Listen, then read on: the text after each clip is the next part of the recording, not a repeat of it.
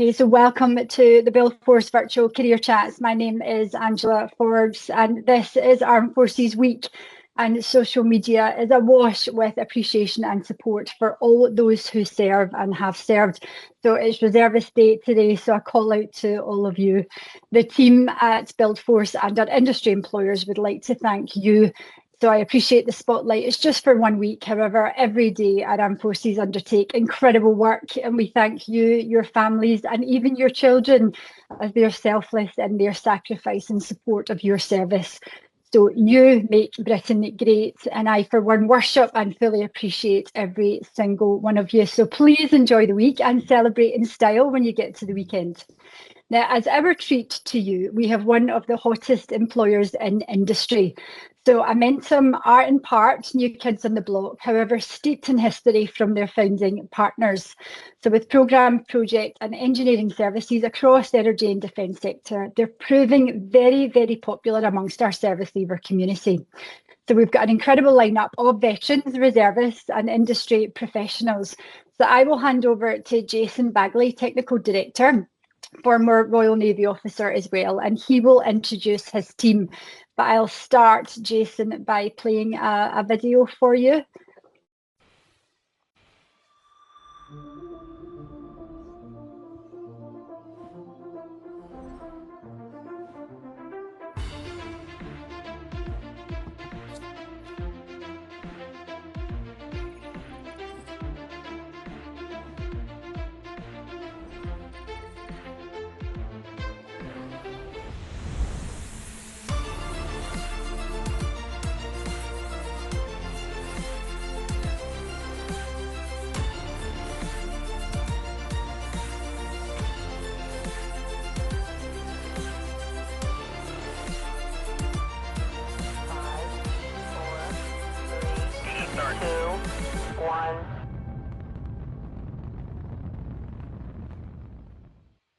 I'm delighted to be here to speak to you today.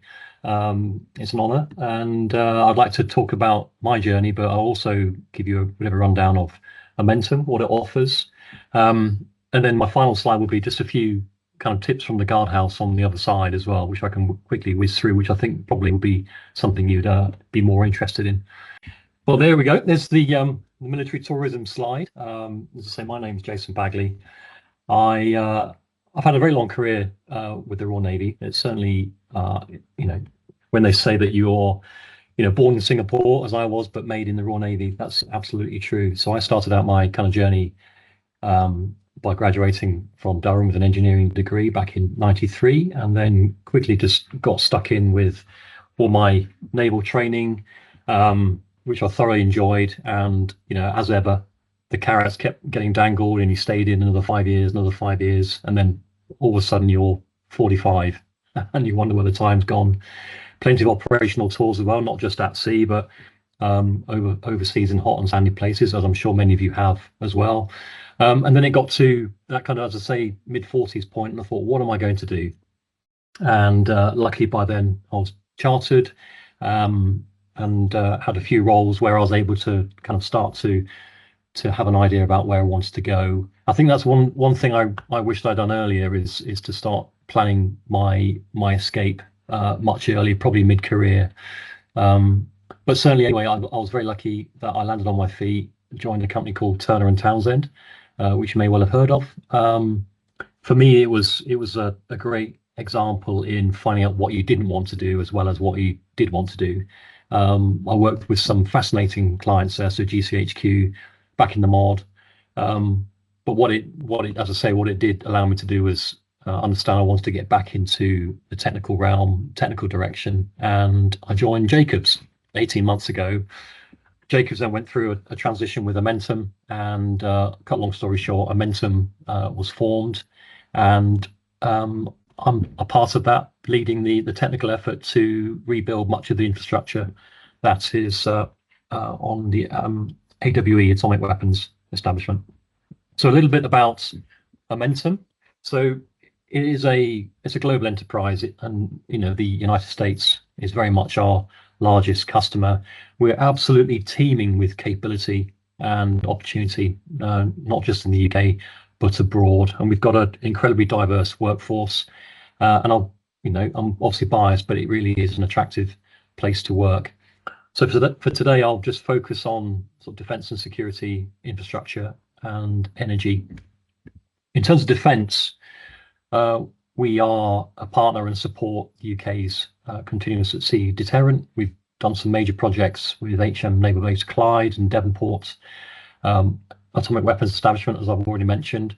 We partner with Rolls-Royce and BAE Systems, and we're also the program delivery partner to the UK MOD that provides agile project management and delivery services.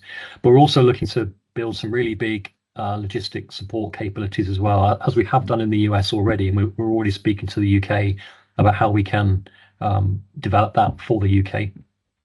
It just shows how important defence is to Amentum, and 40% of our international business is defence, so it really is an incredibly important factor. In terms of infrastructure, so we've done some projects in support of the QEC class, also the bed down of the F-35 and other critical programs as well. We're also providing professional services to the AUKUS mega projects in Australia. There's loads of work going on in UAE, in Poland, Japan, Saudi Nuclear and Space Agency as well. So it just demonstrates the breadth of our business and the healthy pipeline that we have. In terms of energy, this really is our kind of bread and butter. So we are the main partner in Sellafield in terms of the decommissioning of that nuclear plant there. But we're also working on new builds, Hinkley Point C and Sizewell C, which you would have heard in the news last week. We're actually one of the few companies who can actually design nuclear reactors. So, you might well have heard of SMRs, so small modular reactors. It really is a growth market. And we're part of a consortium led by Rolls-Royce for the third generation compact SMR for future nuclear power stations. It's absolutely fascinating area to get into. We're also working with General Electric Hitachi for technical design assessments of micro modular power reactors and fourth generation reactors. So you can see it really is kicking off there. The last one, the advanced modular reactor, the AMR, is all about building these reactors off site and then being able to build them actually on site. So it just speeds up that route to market, which is really fascinating.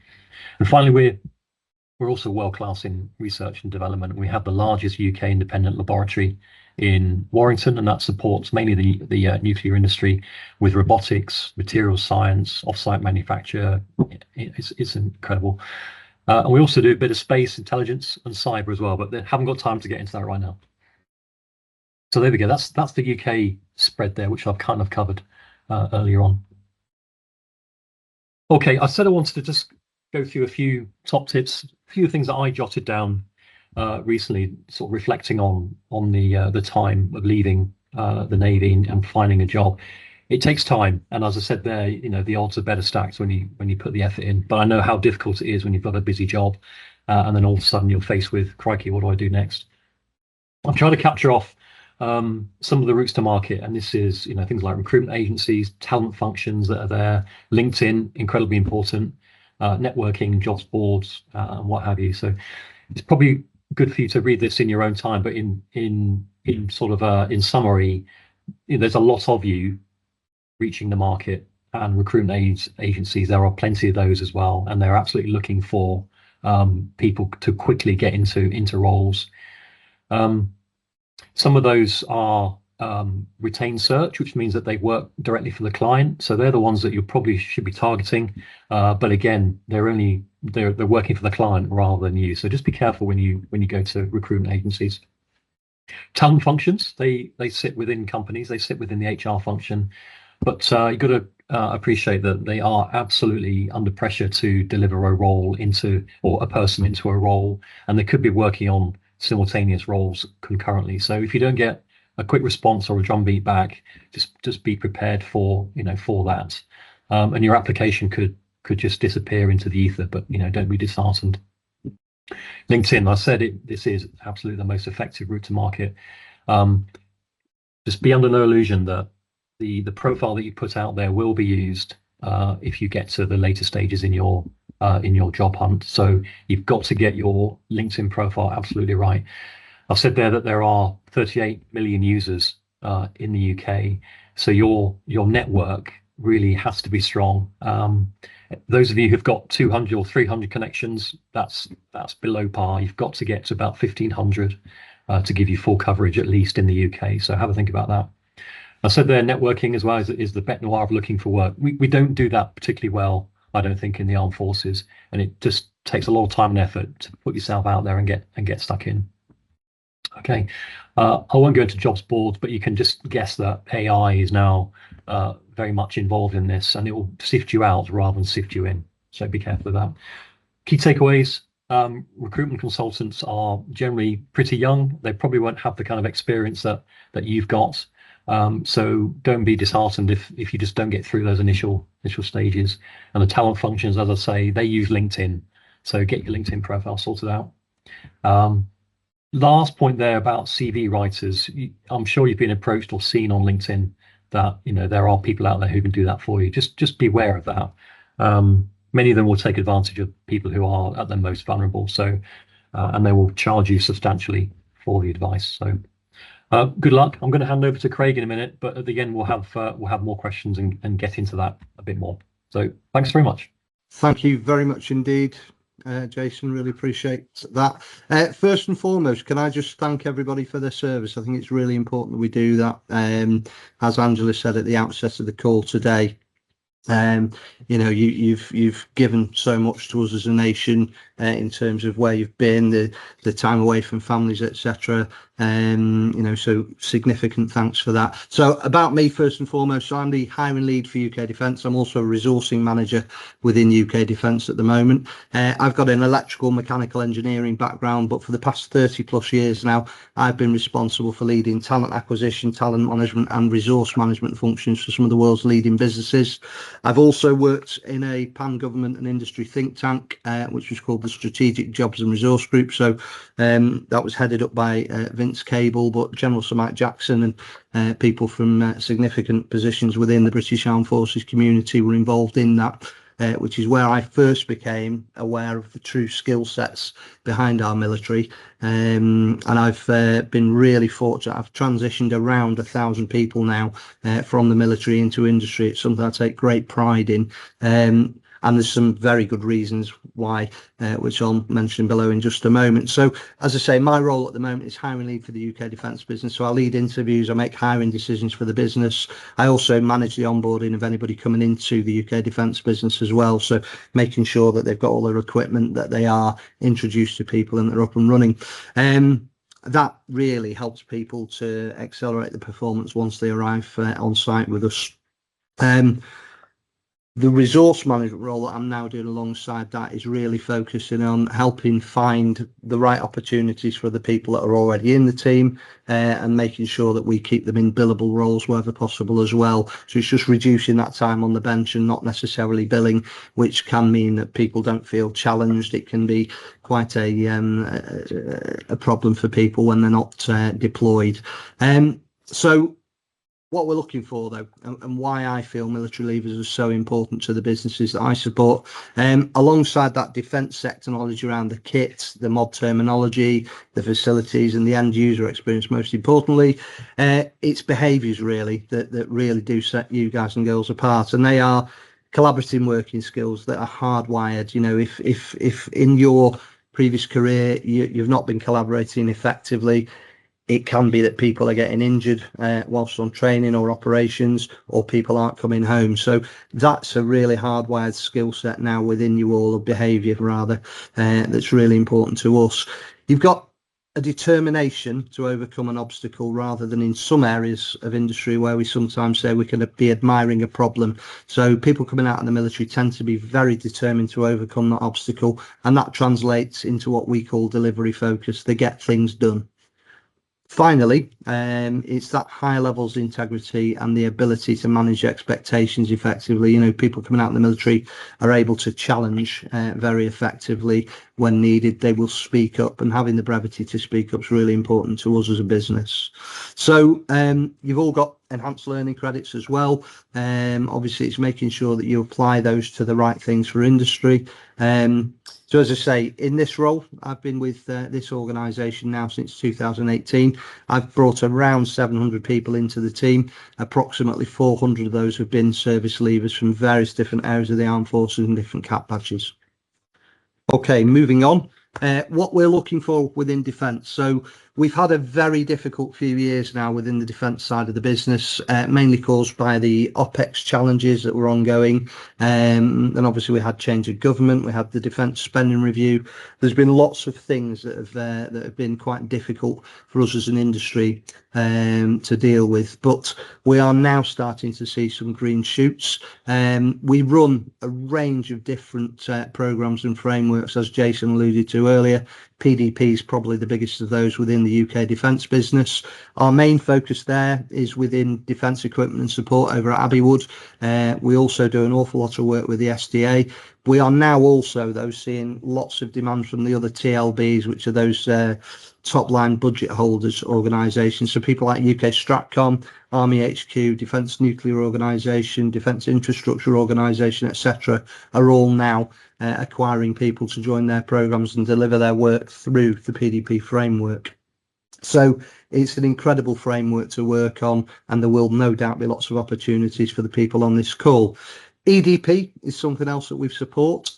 We are not the parent company of the EDP delivery organisation. That's called Aurora, but we are quite a big supporter of it. So we do an awful lot of package work for EDP, and again, that's mainly focused on DNS and the SDA. And most of those positions are engineering focused, so lots of systems engineering, an awful lot of engineering design type work, safety case work, etc.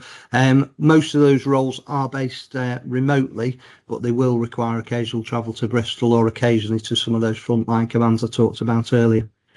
So SWIFT, the Submarine Water Infrastructure Framework, and SITS, we're doing a lot of upgrades at the moment to various different naval dockyards. Devonport is one of the main ones that we're working on with SWIFT at the moment. So there's quite a lot of positions there. That can be project management, construction management, again, health and safety type positions down there. A lot of project management work on that one as well. Ensign is something that's starting to grow now. We're delivering people into that with pace, and that's going to replace the future maritime support programme. So there's lots of roles coming up there in Clyde, Devonport, Portsmouth, Barrow. So again, most of the main naval bases. Barrow.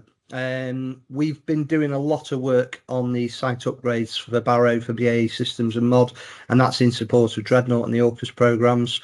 And again, there's quite a lot more work coming from there. I've got a call with BAE tomorrow to understand better their requirements and hopefully align some of our people to those.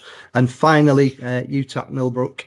We've done a lot of work with Millbrook over the years in terms of test, trials, evaluation of many forms of land equipment such as Boxer, Jackal, Foxhound, etc.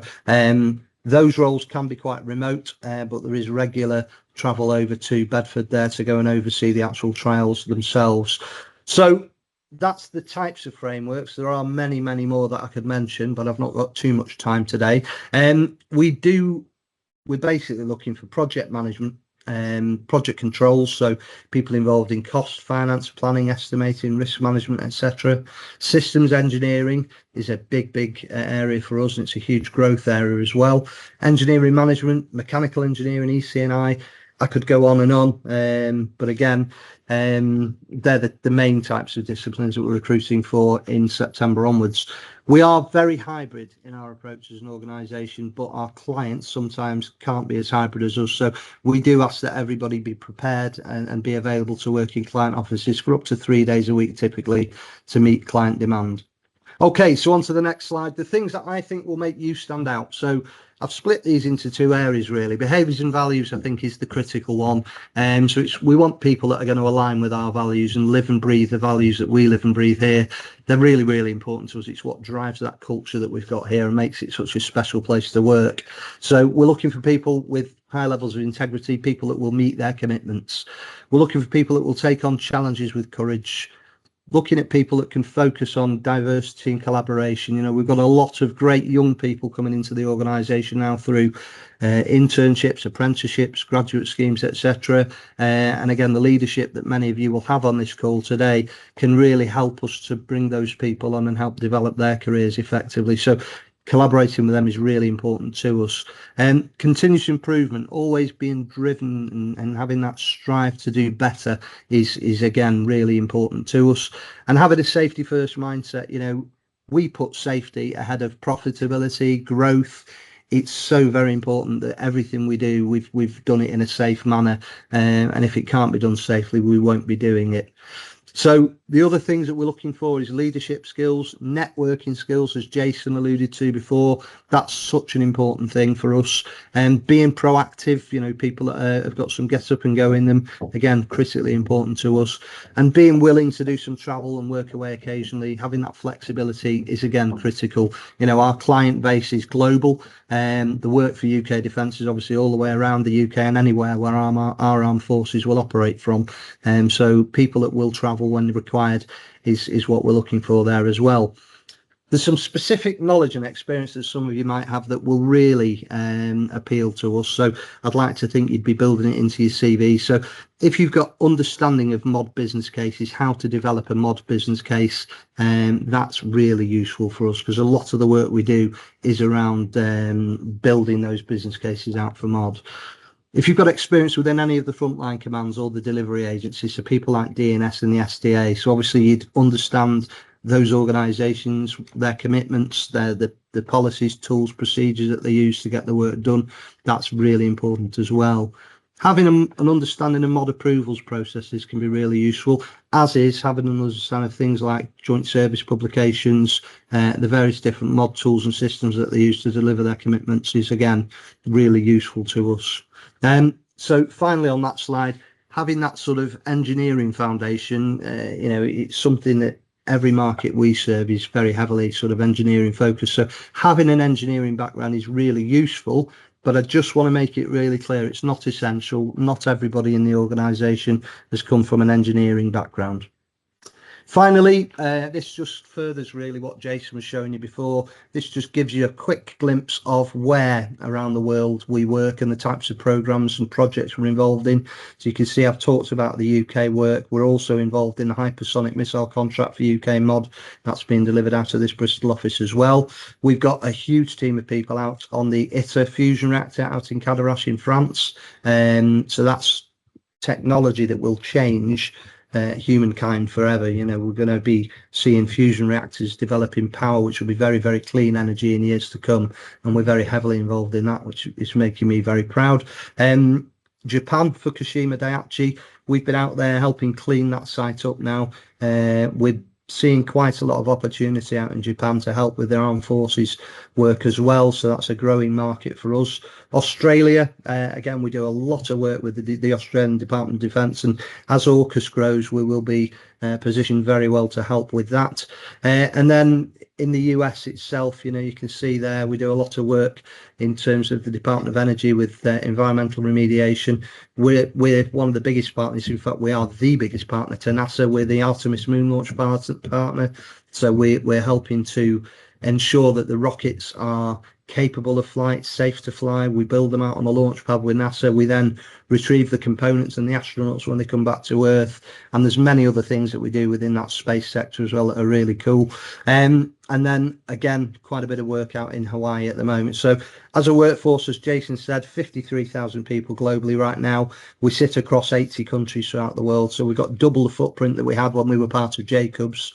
Our estimating revenue for this year, this is our first year as a floated organisation, so we're estimating to come in around 15 billion this year, and we have a forward order book of 48 billion US dollars, which is, you know, incredibly impressive. You can also see there I've put the Armed Forces Covenant Gold Award in there. We have a big belief in supporting reservists. We making sure that we're supporting these sort of transition activities as well. And you can see some of the accolades that we won over the years. So hopefully that's been useful. I look forward to answering any questions shortly. But for the meantime, over to Tessa for the next part of the presentation. Hi, everybody. I am Tess Warby, and I am an Amentum DNAS Sustainability graduate. I am coming to the end of my programme, but I've been with Amentum, formerly Jacobs, for just over a year and a half now, and I work across infrastructure, equipment and energy, looking at embedding sustainability and resilience into how we deliver our projects to key clients that we work with. So just a bit of a background about me. So I grew up in Ghana, in West Africa, and that's where I spent most of my childhood, and actually is really, I think, where my kind of interest in sustainability really stemmed from. However, now I live in North Gloucestershire, but I work out of the Bristol office predominantly, and I have a fairly flexible role, which suits me perfectly because it gives me the ability to enjoy other aspects of my life, looking after my lovely dog Maisie, running, playing sport, and that's a real benefit to the role that I have with Jacobs, is that it allows me to, Amentum, is that it allows me to manage my work life alongside personal commitments. And that was really something that, in previous roles I didn't have, and it was definitely something that I was looking for, and was pleased to find that this was something that Amentum offered.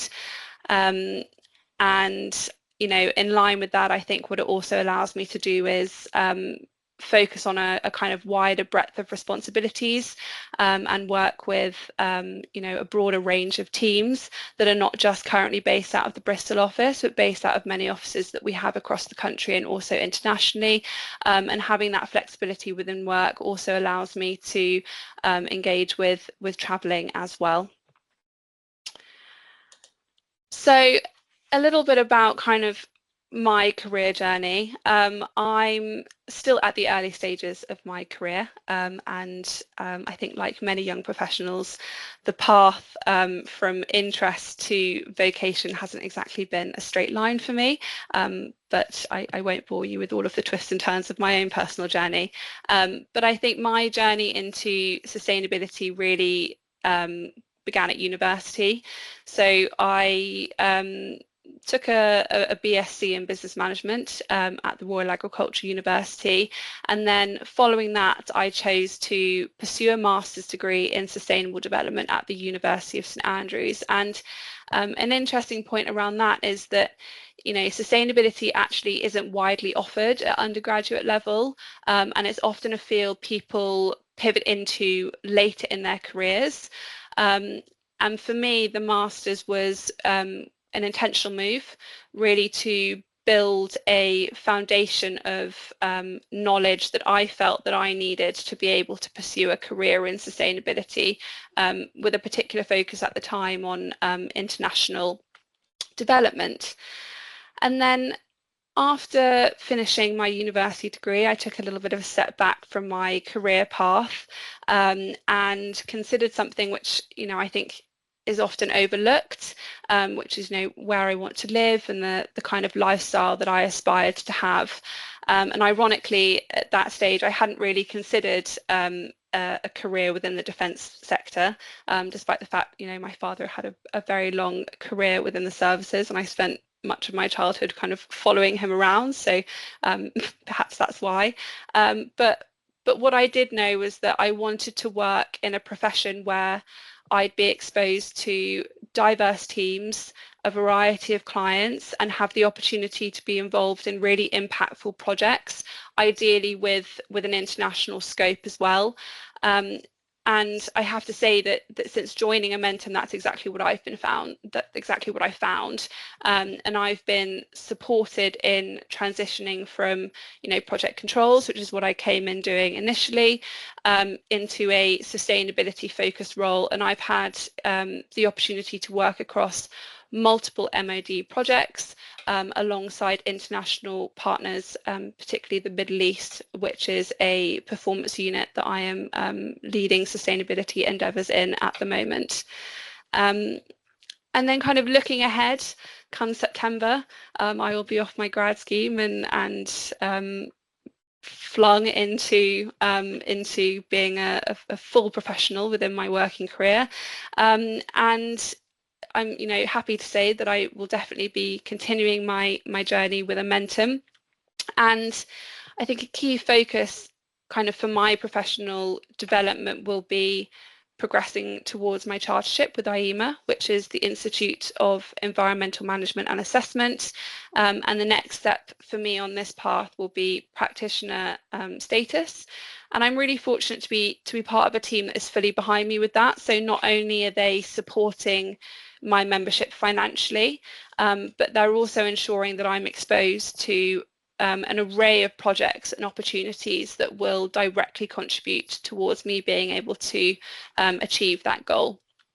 And kind of further to that, based on all of the experiences that I've had over the last 2 years, I've really cultivated quite a keen interest in sustainable supply chain management and the broader challenges of supply chain risk.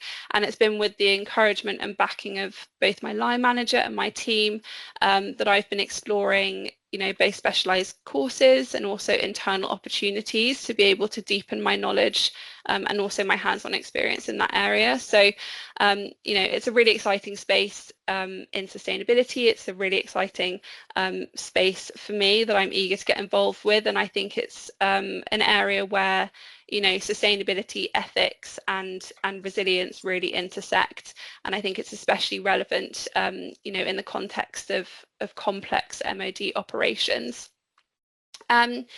And kind of further to that, I'm also looking at building my leadership capabilities. And again, this is something that my team is kind of actively supporting in helping me to develop, whether that be enrolling on specific management training courses so that I can kind of grow my confidence, or having the opportunity to both mentor and support other kind of early years careers individuals within the business as well. So I'm super grateful for all of the opportunities that I've been given so far within my grad scheme, and I'm really excited to be able to take what I've learned and the support that I'm getting at the moment to be able to further my career. So I just wanted to touch really briefly on, why sustainability is such an integral part of how we deliver our work at Amentum. It's far more than just a kind of nice to have or simply the right thing to do. And it's something that's really firmly embedded within UK government policy and underpins how public sector organisations are required to both procure goods and procure services, and I think this is really clearly reflected in the suite of procurement policy notes that guide contract delivery, several of which I've put on the screen there that are particularly relevant to our work and the work that I do. But beyond that, sustainability is client driven. I mean, just looking at the MOD alone, the MOD have numerous joint service publications, some of which you may be aware of, that incorporate environmental protection, sustainability, and social value as really critical and fundamental principles. And as a trusted delivery partner into the MOD, it's not only our responsibility to ensure compliance with government legislation and mod specific regulations, it's really our role to help our clients meet their own commitments by embedding these principles into kind of every stage of project delivery. So, how could this relate to you, and how could a career in the services fit with sustainability? I think it's important to note that whilst sustainability can be a standalone profession, it isn't just a standalone profession, and it's really a critical thread that's woven throughout a wide range of career paths, and it shapes how we both secure work and deliver projects from inception to completion. And I think that, you know, military experience, particularly on the technical side, offers a really solid and often underappreciated foundation for transitioning into a sustainability focused role. I mean, thinking about things like you know, military logistics, you know, managing complex supply chains, optimizing transport routes, reducing waste, ensuring resource efficiency. Those are all kind of integral to sustainable project delivery, and these skills directly support the development of you know, many things that we do already, such as sustainable procurement strategies, carbon and waste management plans, and at a broader level really contribute to ensuring asset resilience and long-term capability. And the same can be applied for, you know, a number of other roles that are both seen within the military but also seen within the work that we do. So thinking about engineering, compliance and risk management, you know, technical problem solving and systems thinking, data analysis, as I said, logistics and supply chain, and also systems engineering. All of the skills that you gain from these roles are directly transferable into you know, the work that we do in Amentum.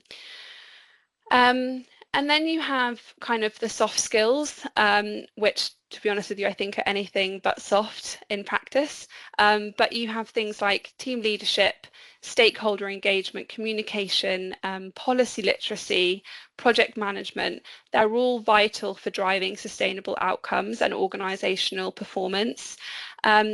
And just lastly, something which Craig touched upon quite nicely, and I probably won't do as well as him, but, you know, behaviours really matter. And actually, you know, when you are able to combine those technical skills and technical acumen and transferable soft skills with a, you know, a curiosity and a growth mindset, everything else can really be learned.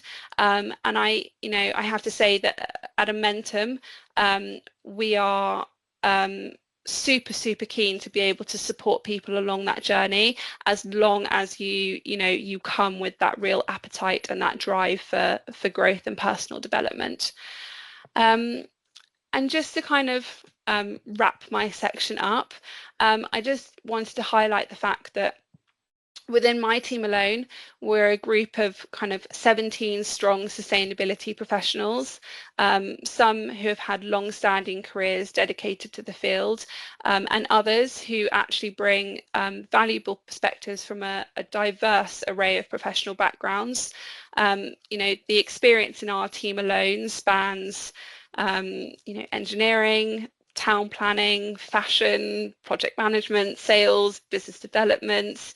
And I think what this really demonstrates is that, you know, sustainability isn't confined to a single discipline, but it actually really thrives on interdisciplinary thinking. And I'm going to leave it there as kind of my takeaway message from my presentation. Thank you very much. Right, so afternoon all. So my name's Rob Selby. I'm an army veteran. I was in the army for 25 years, from 96 to 96 to 21. Left February 21. So yeah, 4 years ago, I probably found myself sitting exactly where you are, probably feeling just as nervous, just as anxious as some of you are probably today. So my aim today is just to talk you through what I've been doing since I left the army, pass on some of the lessons learned, talk about what's gone well, what's gone not so well, so we'll hopefully help you out in your transition to into Civvy Street. So right, I've got 10 minutes to briefly cover like these 7 points I've got listed there, which isn't a lot of time. So straight after this, I'm currently deployed as a project manager on an MOD task. So I've got an MOD email address, so I'll drop that in the chat afterwards. So if anybody after this wants to reach out and have a chat about anything I covered or anything I haven't covered, but they just want some advice or guidance or know how it worked out for me, please just drop me an email afterwards or give us a call on Teams, LinkedIn, Skype, whichever's easiest for you. And I'm more than happy to have a chat. And equally, so as part of my current role, I'm quite often in DNS or down in Portsmouth. So if anybody wants to meet up for a face-to-face chat after this, absolutely more than happy to do that as well. Right then, so I'll crack on. So as I said then, so I'll just cover a brief introduction about myself. So I'm Rob Selby. I'm a veteran. I'm now living in Taunton. I'm married. I've got 2 teenage kids and a dog called Elvis.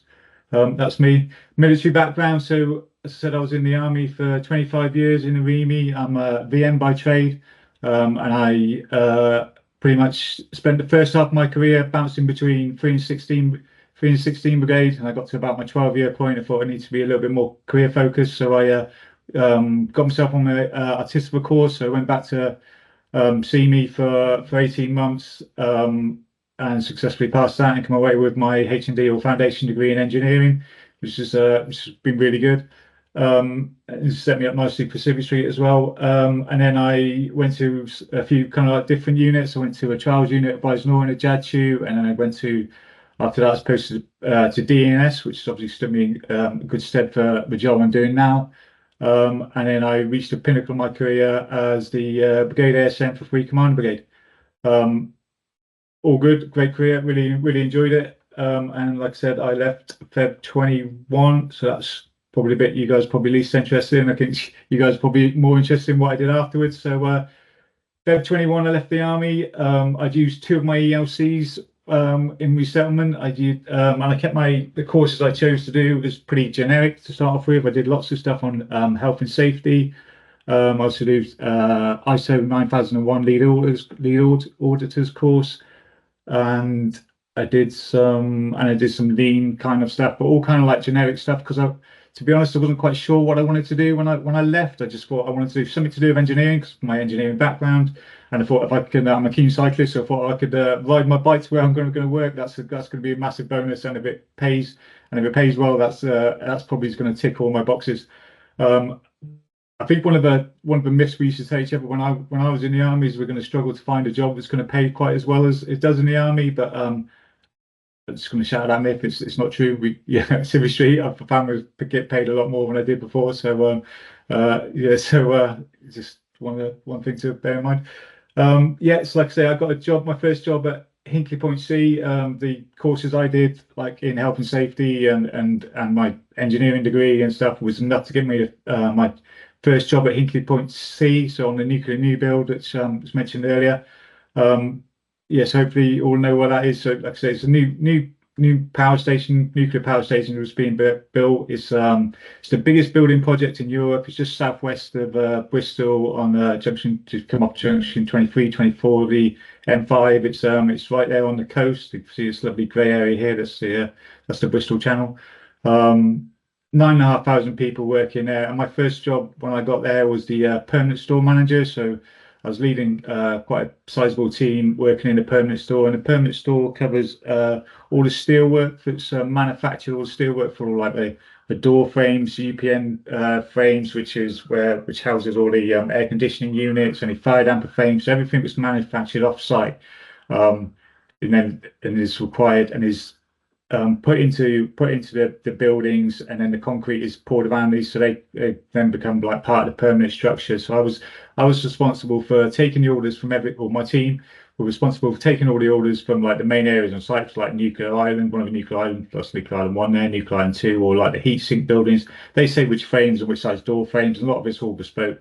I then send that out to industry and hopefully liaise with the supply chain, and hopefully get what they needed on time. And I was managing that.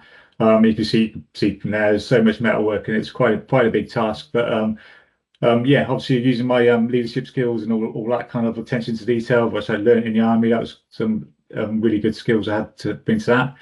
To make sure we got all the orders on time, we had like weekly stakeholder engagement meetings, and that would always be chaired by a package manager, and they would look after all the quality side of stuff as well. So after a year of me doing this job, it was going really well. So and the guy doing a package manager role it's called a package manager on site, but I think everybody else would just know this as a project manager role.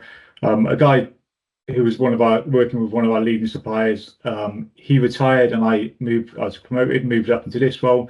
So now I was chairing all the meetings, looking at all the quality records for all of these steelwork, which got delivered in. So because it's a nuclear facility, you have to know exactly from cradle to grave where all the steel comes from before it's manufactured, who's manufactured it, and loads more quality items that comes with it. And that's like, so it's the right crossover from what I was doing, and I was used to doing this sort of stuff in my time in the army as a brigade ASM. So as part of my role in the army, the brigade ASM, I was like looking at vehicle docks, weapons docks, lifting equipment, and making sure they were all inspected and maintained in accordance with everything they should be, and also looking at the people who were doing that maintenance inspection. It was suitably qualified and experienced to carry out that kind of work, and exactly the same work, exactly the same sort of quality records with every single piece of steelwork that goes into there. So there's a lot of direct crossover from that, and from doing the permanent store manager job before, I took in like my experience from logistics. So this actual job doing the package manager was actually, I was quite a good fit for it. This was all going really well, and after about another year doing this, I got promoted again. Everybody's on site thought, right, this is all going really well. What we need is 3 more package managers to come on and do something similar to what I was doing. So we recruited a few more. Recruited a few more people. So then I was like the team leader for 4 of us, 4 of the package managers, which is, again, on the outside, it probably, and it's again, each step up came with a nice pay rise. So I thought everything was going really well. And on the outside, it probably looked like it was going really well. But I think after 3 years, my wife sat me down at one point. She said, "Rob, I used to see more of you when you were in the army." Oops, sorry. There we go. I used to see more of you when you were in the army, and I've seen of you for the last 3 years. So I was pretty much, and I was getting burnt out, if I'm being honest. So I was pretty much getting up at like 6 o'clock in the morning and like cycling to work. So yeah, cycling to work, and I'd come home 6, 7 o'clock at night, later sometimes, and starting to do a bit of weekend work as well. Because the site's like runs 24/7. It's so there's quite a high demand on all of these positions. Yeah, and I was literally just feeling quite burnt out, but I didn't really notice it first of all in myself. But it's just my wife sat me down at one point and said, "Right, we haven't got the right work-life balance here. We need to do something different." And on top of that, I think it's not everyone's experience in here, but I think and there's lots of teams within the teams because there's 9,500 people working here. But I was working in quite a toxic culture, and it was obviously beginning to take its toll on me. So I thought, right, I need to do something different. So I spoke to one of my friends, an ex-REME ASM, who was working for Jacobs, and he left the army same sort of time as me. He wasn't experiencing any of this burnout or working in any of this toxic culture or anything like that. And he said, "Well, send me a CV. He'll send on to recruiters," which he did. And then I had a series of interviews, and I started a new job with Jacobs in January 24. I think Craig mentioned it earlier about the time on the bench. So I was employed as an ILS manager. That was pretty similar to the job I'd done when I was as a posted to DNS. So that was like a good fit. So I was, so obviously it was good, got the job. Okay. Like Craig mentioned earlier about the time on the bench. So Jacobs, as part of Jacobs and Amentum's model. So we take more people in. We have more people in. We currently got job source. So when the new task comes in, we've got people sat there ready to go. So it does mean sometimes you can spend a little bit of time on the bench. I actually quite enjoyed this, if I'm being honest. I think I got quite a lot out of it. I'd still got one of my ELCs left to use, and I had about nearly 2 months. I think it was just started just before that. So had about 2 months where I could. It gave me time to settle in, get to know all the new Jacob systems, and I knew what I wanted to do, kind of what I liked doing. Like I say, it might sound a little bit negative with this, but I did learn a lot of lessons here, and I knew I liked the project management tasks. So I used my last ELC to do Prince 2, Agile, and some change management courses. And then Jacobs have also, and now Amentum have also got this really good learning portal called E3, where you can go on there if you want to find, and you'll find a course. There's loads of courses on there, and you can find the courses and just sign yourself up for it and do whatever courses you want. So you can do a lot of professional development when you're waiting to go on task, which I found was really good. There was definitely no career professional development opportunities here. So having that available to us in Amentum is really good. And again, I like the culture straight away. And then in March 24, I started on my first task. It's a project management task. Project project management task working on Type 45 destroyers. We're installing SV cam onto Type 45. So this is a Type 45 for anyone who doesn't recognise it. Currently it fires a long range and short range missile. And the project is to change the short range missile to this SV cam missile, which is means you have to go through some major structural changes in the ship. And then once that's all done, we have to, needs to be test fired. So I'm actually project managing changing these missiles on the ship and then test firing the ship, which is a pretty cool thing to project manage. It's already been mentioned a few times, but now I've got we operate a hybrid working model. So I work from home sometimes. So I'm at home in the morning to see my kids. So kids have breakfast and with my kids, and I'm there when they come home from school and college, which is really good. I don't spend all my time at home. I do go in the office as well, because I think if you did spend all your time at home, you'd probably go the complete opposite way from that. So the role does let me go into Abbey Wood quite as and when I'm needed. So probably a couple of days a week I go into either Abbey Wood or go down to Portsmouth, which is nice. But that work-life balance I now have, and I think, like I mentioned earlier, if I could ride my bike there, I'd probably be on the win. But in reality, when I was cycling out to Hinkley Point, I was probably leaving at 6 o'clock in the morning when it was dark, and I was coming home in the dark. So I wasn't really getting out of cycling what I wanted to get out of cycling. But now with a hybrid work model we've got Amentum, and this job allows me to do, I'm so much happier. I'm probably more happier now, more content than I've probably been ever. To be honest, it's and I think that's probably the most important message for me to pass on. Actually, is when you're choosing the employer that you want to work for. I mean, you'll be going for the interviews and they'll be choosing you, but you're choosing them as well. And it's just working. If you can find a company like Amentum, but it's got the same work life, same culture, same values and standards as we've probably all got from the military, and you can get that whole thing, everything else just falls into place. Like I say, my time with Amentum last 18 months has been really good. I really enjoyed it. And that gets recognised by Amentum and by the clients we're working for. So after just over a year, I've just been promoted to a senior project manager. Started off as project, so I've just gone up a level as well, and that's that all gets recognised as well. And I think the standard works of all the good feedback and everything like that is pretty much because I got the right work-life balance now, and I'm happy doing the job. So if that you get all that bit all sorted out, then the rest of it just comes naturally and comes easily. Right, conscious I've probably gone over my 10 minutes already, so I'm gonna hand back over. But like I say, I'm going to drop my military email address into the chat. So if anybody wants to have a catch up afterwards and chat about any more of these points I've brought up, or anything else about transitioning to civil life, I'm more than happy to have that chat. And obviously I'll be around at the end for the question and answer. Cheers, thank you. Yeah, obviously I'm Johnny Green. Joined the army after a brief stint with Royal Marines in November 2005. I've spent about 20 years-ish sort of across the services. My background is infantry, Royal Irish Regiment.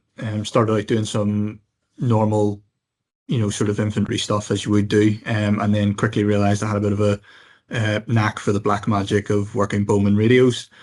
So the CIS platoon was the sort of route for me to go down. That sort of led into the sort of resource management. I'd done different courses, which allowed me then to sort of have a better understanding, I suppose, of the managing people, managing time, different kit and equipment, and then falling in line with all the health and safety and accounting that goes along with all of that. And it was stuff that I just sort of did as part of my job and didn't realise that it becomes a massively transferable skill. So after a while of doing that, I moved across to the battalion's intelligence cell to cover for the assistant intelligence officer there. So done my intelligence courses, thoroughly enjoyed those, which then led me into the sort of project management side, from working in battalion headquarters as part of the brigade battle group staff, deploying all the different sort of exercises, and it led me to sort of think and decide, this is something that I could see myself doing once I leave the forces. So had a look at that. I researched the courses that I need, all the qualifications that I may need, the sort of align with the industry that I was looking to go into, and how that can sort of secure me a job, which led me on to leaving the forces quite recently, of April this year. Officially last day in service was 10th, and then I started in my new role at the end of April with Amentum. So I'm currently a project manager in Amentum with a specialist consultancy in laboratory solutions, which is a group of sort of multidisciplinary scientists, metallurgists, material scientists, engineers, technicians, you name it, everyone kind of falls under that umbrella. They provide client-focused solutions to all stages of the nuclear life cycle, whether it be sort of nuclear new builds, the decommissioning of sites, any testing that sort of runs concurrently within the sites themselves, to bring them up to date or to make sure that they're compliant with safety regulations, etc. So I'm involved in a range of projects, both internally and externally to Amentum, with clients across a sort of a range of clients across the industry. All the normal ones that you'd hear, sort of the Hitachi, EDF, and people like that. And the projects I'm working on sort of externally just support all the reactor sites around the UK and France. And one of my most recent projects that I've been given involves EDF and one of their sites in France. But as alluded to earlier, with Craig and stuff, and Jason, we have Amentum has one of the sort of really niche and really individual laboratories here in Birchwood and Warrington, where I am, and we're able to provide a lot of stuff to the clients that are requesting our services, which is great. And it's really opened my eyes to what we can provide, as a company to a client. My typical day as such within SCLS. So I'm on a hybrid contract, so I do have that nice work-life balance that Rob's mentioned before, that we all kind of want to look for in that culture and organisation. So I've got a few days in office on site, and then a couple of days at home.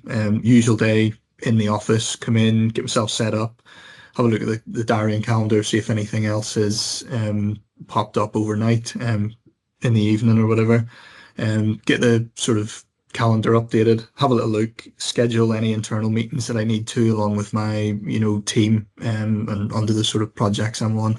I'll have chemists and metallurgists, material scientists, you sort of name it, I'll be able to work with them there. Not so much doing the hands-on science part of it, but more just the management of the sort of people and time, resources, etc.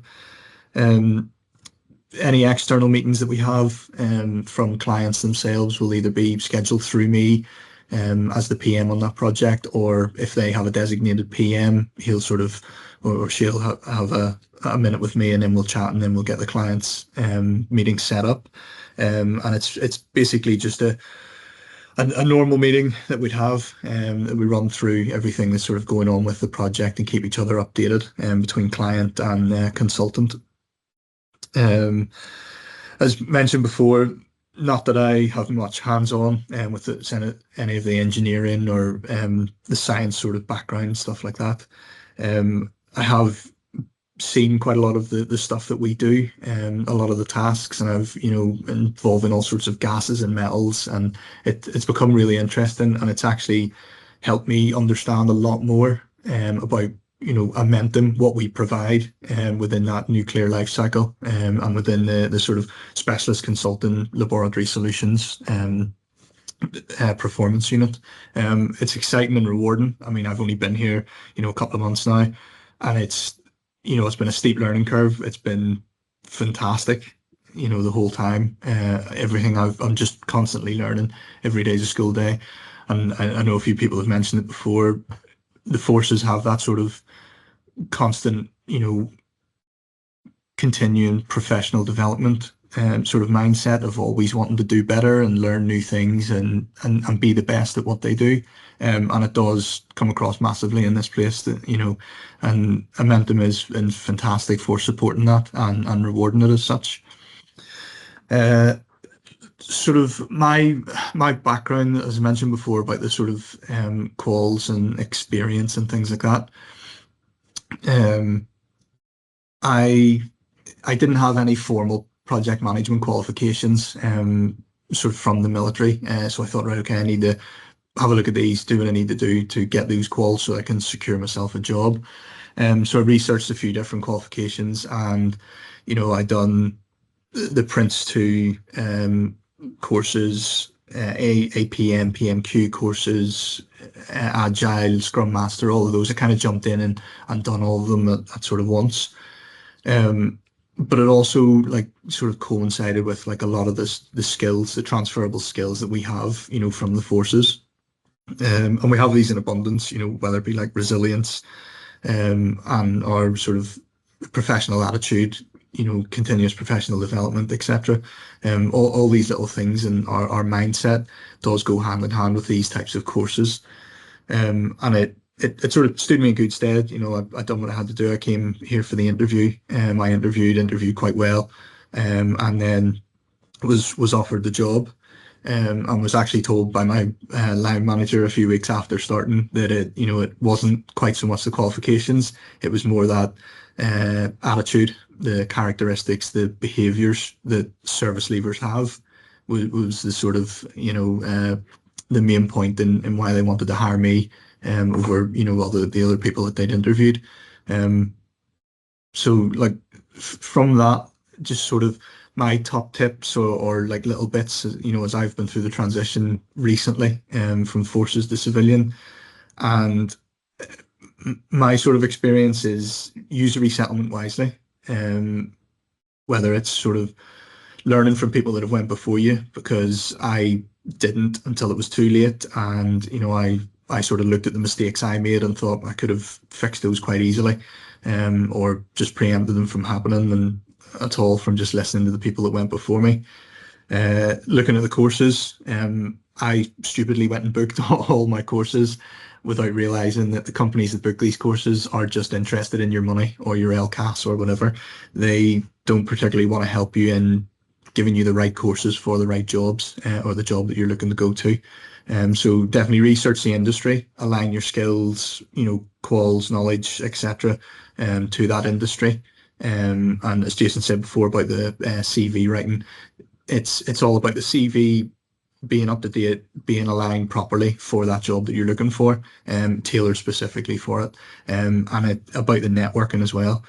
Networking is huge. Networking worked massively for me, in all the things I interviewed and had a look at within the industry. This job at Amentum, I bumped into Jamie Jobson, who's on this call, as when it was back in Jacobs in September last year at a careers fair, and thought that Jacobs was just interested in engineers and technicians, etc. And from talking to him, you know, for 15-20 minutes, it was actually, they look for PMs, they look for project controls, they look risk managers, you know, there's all sorts of jobs available and readily available, I should say, as well. So it was from talking to him that I kind of decided I can pursue something here. And it has eventually led to me leaving and securing a job at Amentum. And that is it from me. I'll hand over to Sarah. Hi everyone, I'm just very conscious of time, so I'm probably going to just whiz through my slides. So hi, I'm Sarah Grayston. I've worked for Amentum for the past 15 years now. I joined as a graduate when the company back then was Serco. Some short intakes of breath of everyone hearing that name, but thankfully the part of the company I've worked for has been bought out subsequently quite a number of times since, through various companies, AMEC, all the way through to Jacobs and Amentum. So I've kind of stayed in the role that I've been doing for quite a long time, and that role is all to do with providing independent nuclear safety assurance advice to the Ministry of Defence or for the nuclear reactor that's inside the UK submarine fleet. So it's all about supporting that CASD, as we've mentioned earlier, the continuous at sea deterrent, and also supporting our attack submarines as well. As well as doing this as my sort of day job, I am also a reservist. So I've been a reservist for around 13 years as well. So I'm a reservist born and bred. So I started off as a gunner in the Royal Artillery in 2012, and I've kind of worked my way up through the ranks to become a detachment commander of the light gun. And more recently, I've just moved over to the Soldier Academy in the Northwest. So I'm now providing that sort of basic training for the recruits that are coming through the reserve sort of element.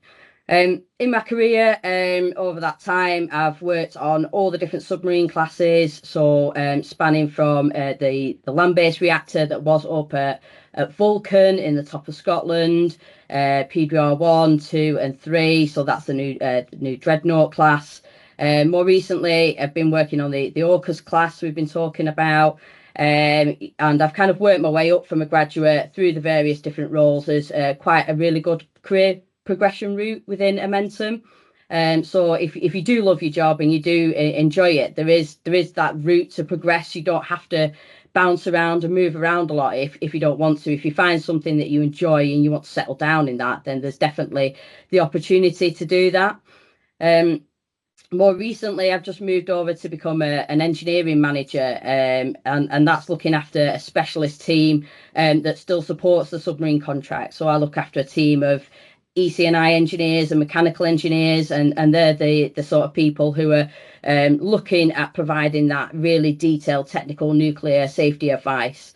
And my role there is everything to do with day-to-day management, and I definitely think that when I went for this role, a lot of the skills that I'd learned in the reserves as being a troop sergeant, so all that sort of welfare side of things, the management, the training, making sure your team's trained, doing sort of annual performance reviews is actually a big thing. Everybody loves a good SJAR.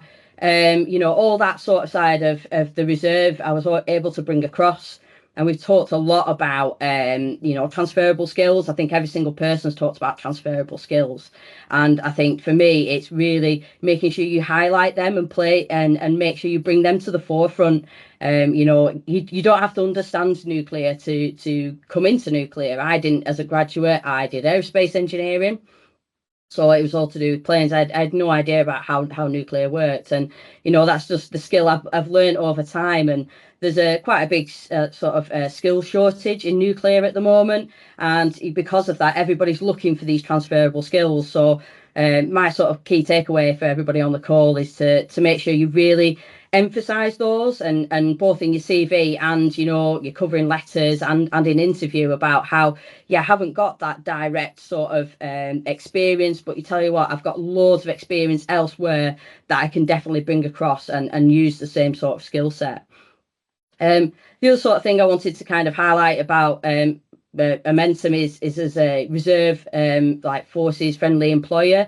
So I think Craig mentioned at the beginning we are a gold award holder, and because of that, Amentum are really supportive for reservists in the business. So if anybody's looking to do that sort of regs to reserve transfer when they do leave, and that's something you want to kind of continue doing and keep your toe dipped in, then Amentum are really supportive. You do get an extra 10 days leave per year to use to go and do your annual reserve training. And there's also many other ways that the business supports me as well, in terms of if I want to go and do longer courses, then there's opportunities to look at taking periods of unpaid leave to cover it as well. And they also support if you do want to go and mobilise again. I'm sure that's not at the forefront of most people's minds, but if you wanted to go and mobilise at a later date, then Amentum does support both voluntary mobilisation as well. So that's all I wanted to really highlight. So I'll pass on to Jamie, who is our head of UK military talent. Fantastic, thank you very much. Can my screen be seen at the moment in the background there, can it? Yep. Got a thumbs up, fantastic. Okay, so as Sarah mentioned, my name is Jamie Jobson. I've got a pretty cool job with Amentum as I run our military talent scheme, which is called the Service Leavers Pathway. A little bit about myself. Bear in mind, we've got a very short amount of time before the Q&A session starts, and I don't want to bore you all to death. But yeah, I'm again former Royal Marine. Left the Royal Marines, and my first civilian job happened to be Amentum. It was called Jacobs back then, but I managed to come into Amentum via the scheme that I now run. I was a previous member of the Service Leaver Pathway, which was called Project Soft Landing then. What is a service leaver pathway? It's a dedicated support service for service leavers, for veterans, and now open to military spouses as well. We've got various roles available across the business, as has already been discussed, anything from engineering, logistics, operations management, cybersecurity, nuclear, sales, and we do have some limited sort of PM roles. And I do say limited. A couple of months ago, I did a bit of a survey with our statistics department, and for one project management role, we'd had 91 applicants. So competition is absolutely high. And for some reason, everybody leaving the forces at the moment wants to be a project manager.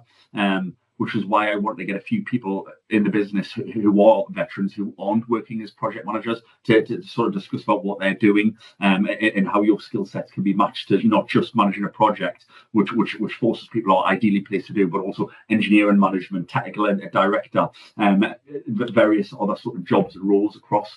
Something was mentioned before that I want to touch on. Jason Bagley mentioned that be very careful who you put your CV out to, because there's lots of companies out there who will charge you through the nose to give you a good CV. Absolutely correct and bang on. But guess what? Everybody in this call is a member of Buildforce. Guess what Buildforce provide you with? Some of the best CVs I've ever seen. My CV, for example, I rewrote my CV through Caroline Logan, and mine's now a Buildforce variant. They're fantastic. The guys and girls who work at Buildforce know exactly what they're doing, and they produce a really good, well-rounded CV. So I'd absolutely recommend anybody who's thinking about paying an astronomical amount of money for some stranger for the internet to write about who and what you are, is to sit down in front of Angela or Caroline or Raina and get them to have a little look at what you've got and give you some top tips and some guidance on how to structure it. So back on the service leaver pathway again. So two ways that my project can help you with now. We can help you with being seen, with being pushed out there. So everybody who I deal with in the service leaver pathway, I advise to reach out and make an official sort of application of interest within your last 3 to 4 months of being in the armed forces, so that we get one exposure, and it's a waste of time if we push your exposure out to the business when you have another 9 or 12 months left. It's a waste, because a project will look at you, be like, yeah, she or he looks fantastic, can I interview them? They'll interview you and find out you're not available until 2027, and then you get forgotten about. We're a massive business. We're 58,000 strong. So yeah, so that's the first point. Make sure that you make your initial point of interest, not just with ourselves, but with some of our competition as well. It's best to get out there within your last 3 to 4 months.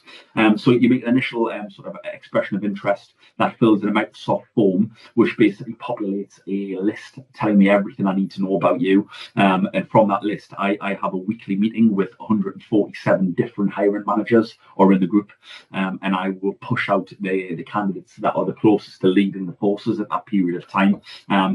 For example, I built up a bit of a pen picture saying we've got Laura. Laura is leaving the Royal Medical Corps. Laura is DB cleared. Laura has got the APM PMQ. She is a qualified engineer in management with a background in civil and structural architecture before she joined the army. Laura is after £60,000 a year. Laura lives in Lincoln, but Laura is willing to relocate. You get where I'm going with this. I can build up a bit of a personal picture about you, and I can push out the hiring managers. It does not guarantee you an interview, and it does not guarantee you a job. But as I said, all of my candidates I speak to, it guarantees you exposure, which is the toughest thing to get. We're a massive juggernaut of a company, and we have lots of people applying for our roles. So getting exposure is pretty tough. So that's the first way we can help you. I can guarantee you exposure.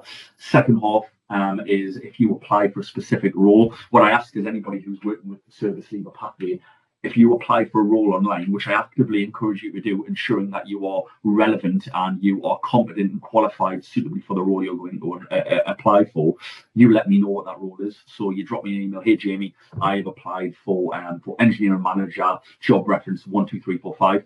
What I can do then with our contacts in the talent acquisition field is find out who the hiring manager is of job reference 12345. How it would work, your application pack would go in. It would then go and be sifted through AI. As Jason was mentioned before, we're using AI a lot now. AI is pretty brutal. It decimates the application packs. It would get rid of approximately 1/3 of the people who've applied for the role who it does not deem as suitable. From then, it would go into a talent acquisition member. That talent acquisition member would narrow that field down. Bearing in mind we have 91 applicants for one project management role, it would narrow that down to a suitable amount of people that they can work with and that they can advise the hiring manager looks deeper into. That will then go over to the hiring manager. Hiring manager will look through those people and say, yeah, I want to interview him, her, and him. And then the interviews start. So I've got the beauty and the autonomy in the business of where I sit to be able to ensure that you've had a screening call with myself or one of my colleagues from the Service Leaver Pathway team, that you are competent, that you are suitably qualified, you're swept, and you are the person that you claim to be with a new application form. And from there, I can ensure that your application and CV bypasses AI and it bypasses the talent acquisition sift. And then it goes again on the desk of the hiring manager, who hopefully I've already been speaking to in our Service Leaver chats, so they already know who you are.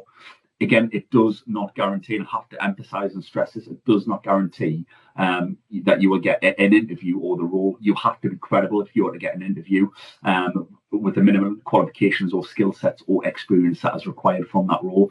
And it just gives you exposure that hiring manager knows who you are. They know you've applied for that role, and it just puts you at a really good advantage and a really good chance of being relatively successful for selection for interview.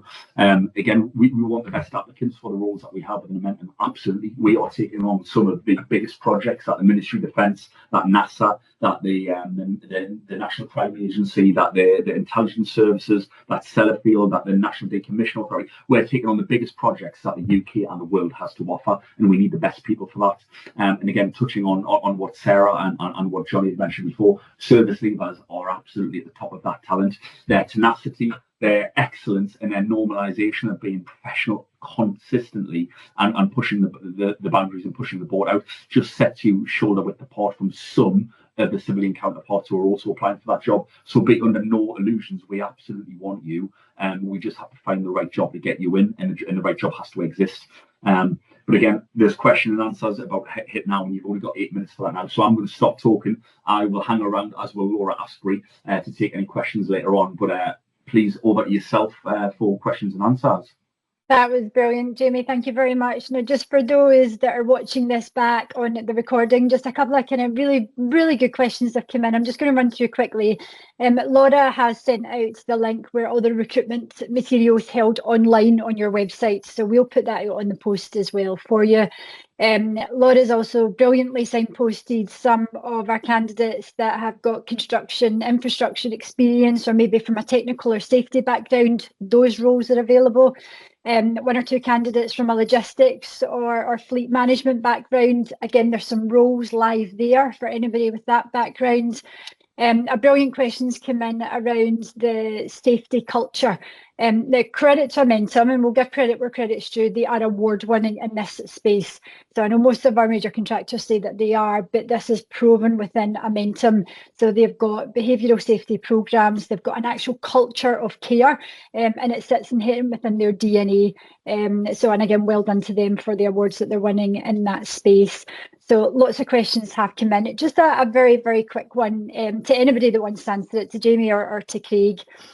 We see a lot of our candidates probably heading in your direction under the kind of title project management. So it's a justifiable starting point when someone's working through the resettlement period. It's an easy label to hang on to.